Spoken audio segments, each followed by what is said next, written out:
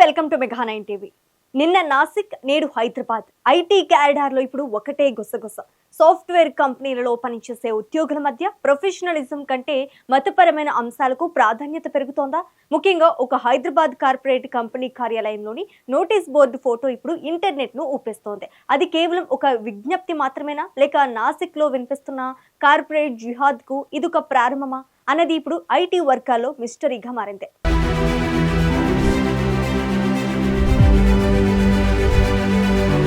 నెట్టింటా viral అవుతున్న ఆ ఫోటోను ఒక్కసారి గమనిస్తే ఆఫీస్లోని ప్యాంట్రీ ఏరియాను ఫుట్వేర్ ఫ్రీ జోన్ గా ప్రకటించినట్లు స్పష్టంగా కనిపిస్తోంది. రంజాన్ మాసం ముగిసే వరకు అక్కడ ప్రార్థనలు మరియు ఉపవాస దీక్షల విరమణ జరుగుతోందని, అందుకే ఆ స్థల పవిత్రతను కాపాడటానికి ఎవరూ చెప్పులతో లోపలికి రావద్దని ఆ నోటీసుల్లో కోరారు.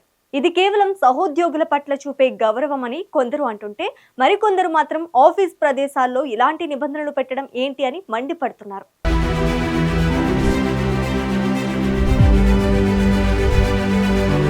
అయితే అసలు చర్చ ఇక్కడే మొదలైంది. ఈ నోటీస్ తో పాటు కొన్ని ఇన్సైడ్ చార్ట్ స్క్రీన్ షాట్లు కూడా బయటకు వచ్చాయి.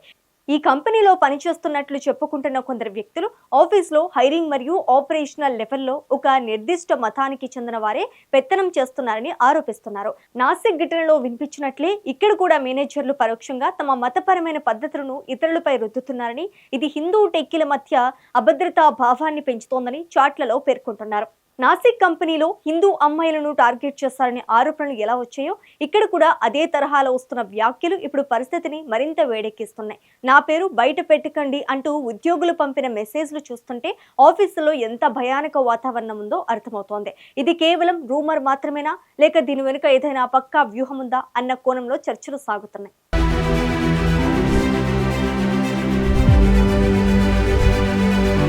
నిజానిజాలు ఇంకా తేలాల్సి ఉంది. ఇప్పటి వరకు ఆ హైదరాబాద్ కార్పొరేట్ కంపెనీ యాజమాన్యం దీనిపై ఎటువంటి క్లారిటీ ఇవ్వలేదు.